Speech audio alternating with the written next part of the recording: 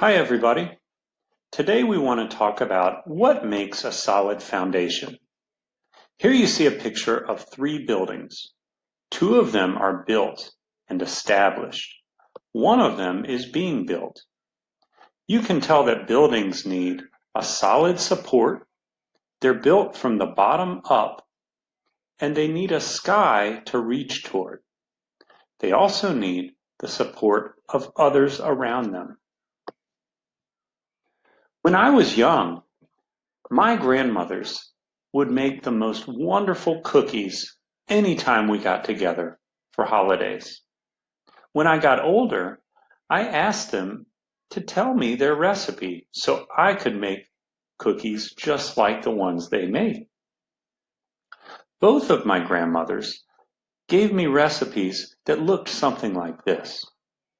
Use 1 to 2 cups of sugar, 1 to 1.5 cups of brown sugar, about 2 cups of oatmeal rounded, a couple of pinches of salt if you like, a splash of vanilla.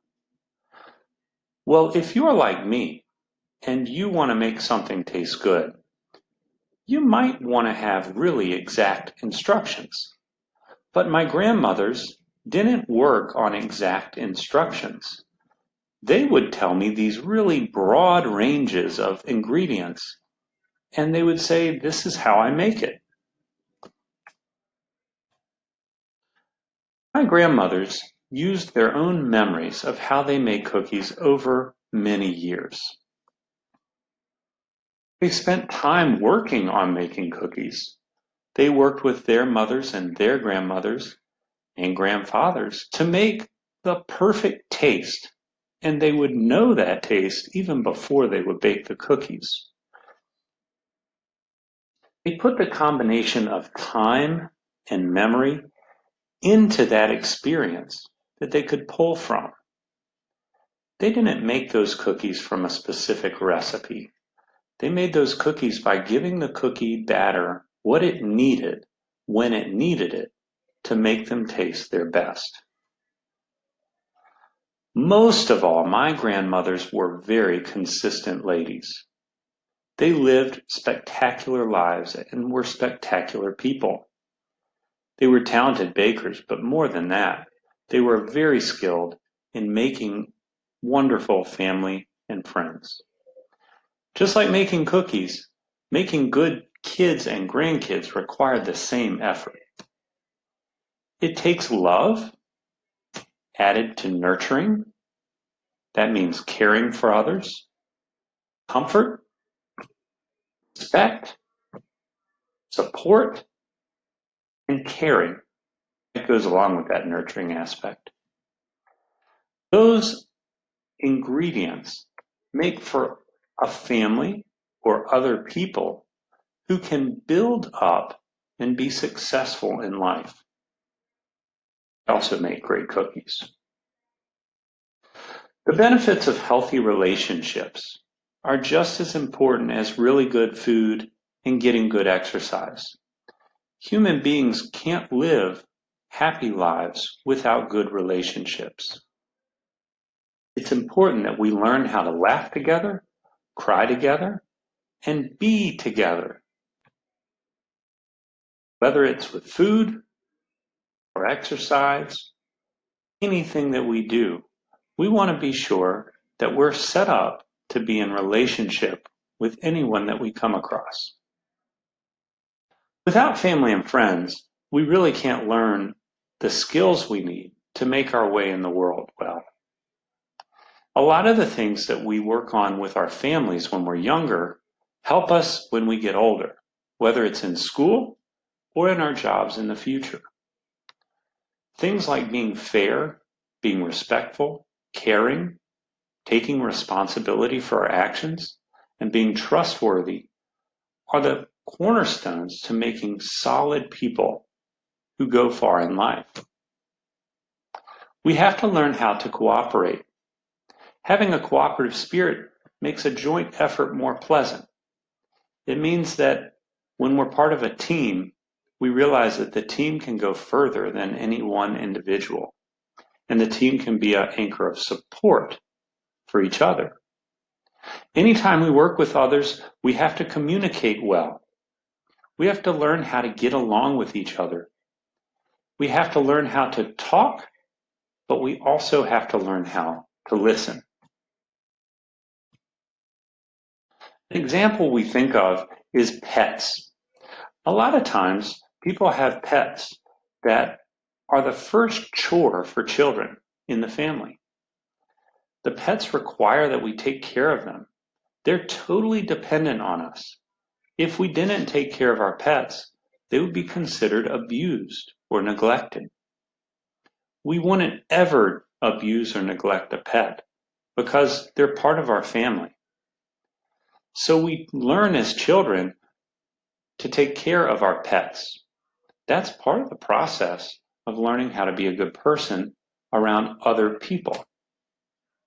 Just like in caring for pets, we should be respectful of the things that we come in contact with. We should be respectful of others' things, their property, and property of the school or stores or anywhere that we are. We want to be respectful of our own home's property as well. Respecting property is one way to show others that we respect them. That will help us in the future as well. People look up to people who treat the world, its people and places and animals well. But sometimes we do disagree. Everyone has ideas that are different and similar to the ideas of others. Sometimes those differences can be resolved easily. Other times, the two people have to agree to just disagree on that thing. We don't ever want to have somebody come to blows or want to fight because of a disagreement. We want to learn skills to talk about it and figure out where we can succeed together.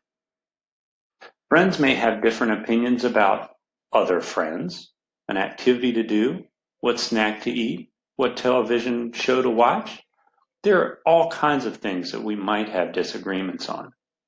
But the best way to handle differing opinions is to take turns, compromise, or take some time apart and let our minds settle around the disagreement.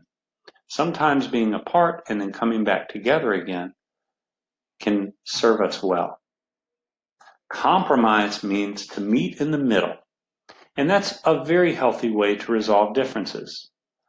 If you are disagreeing on a TV show to watch, one person wants a comedy and another person wants an action movie, well, you might be able to find a funny action movie. That would be meeting in the middle. Might take some work, but you can do it. It's also helpful to appreciate the differences of others because that's what makes a group stronger. Differences. Believe it or not, a group that has more perspectives is a group that has a wider opportunity to go in many different directions. It can be exciting to work with a group that has a lot of differences.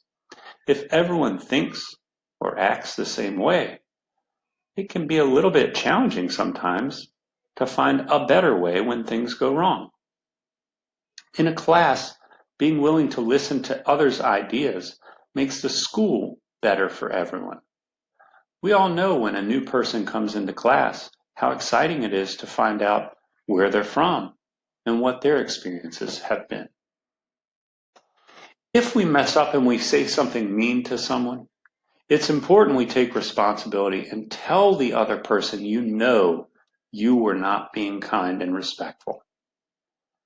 This shows that person that you have taken their perspective and you understand what they are thinking. Tell the other person, I'm sorry. Let that person know that it has hurt you, that you have hurt them.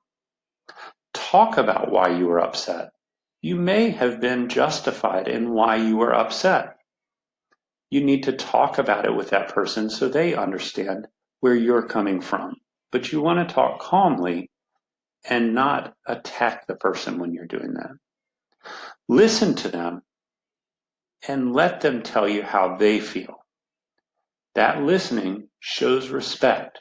It also gives you an opportunity to be quiet for a moment and take another perspective. Thanks for listening today.